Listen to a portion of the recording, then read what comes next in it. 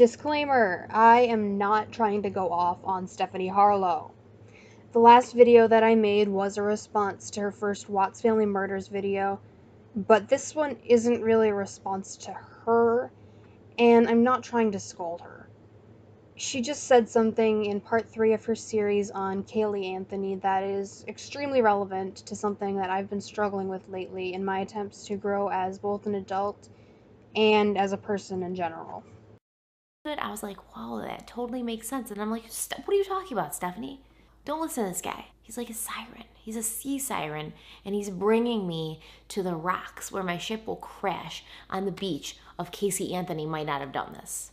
And I can't let that happen. So according Something I've battled with a lot over the past couple of years, since around the time I dropped out of college just before my 19th birthday, is actively keeping myself from getting caught in an echo chamber. I have my beliefs, my lack thereof, my morals, my political values, and for the most part, I know where I stand with them.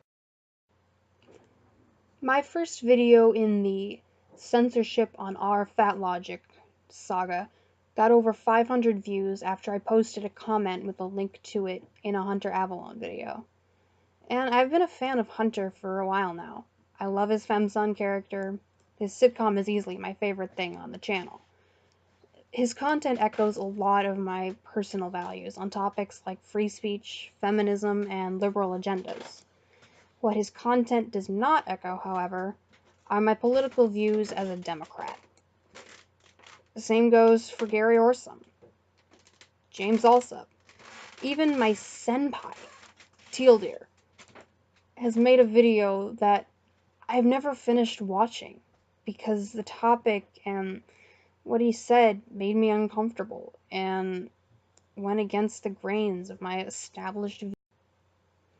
Over the past few weeks, months, whatever, I've been actively telling myself that the little voice in my head says, this is bad. It goes against what you believe and what you know is right. Ignore it and move on. Should really be saying, this is good. It goes against what you believe and what you know is right. Listen. Maybe they have a point. Maybe you'll find some common ground with the other side. Maybe not. Maybe your current views will be bolstered by this. You'll never know if you don't listen.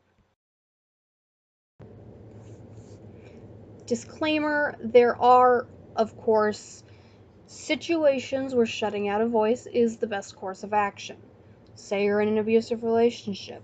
The voice is telling you that you're weak because you're scared of a woman who's half your size, that you're not a real man, telling you that you must have done something to deserve it, that it's not really abuse.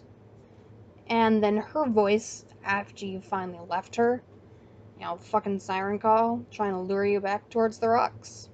Those are voices that you need to shut out. For your own motherfucking good.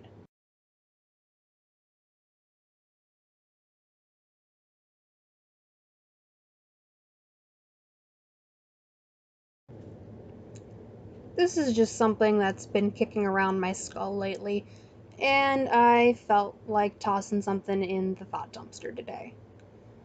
I have a couple of video ideas kicking around about community college, demonetization, and why you should shut the fuck up about it, and the Pete Davidson pirate porno joke.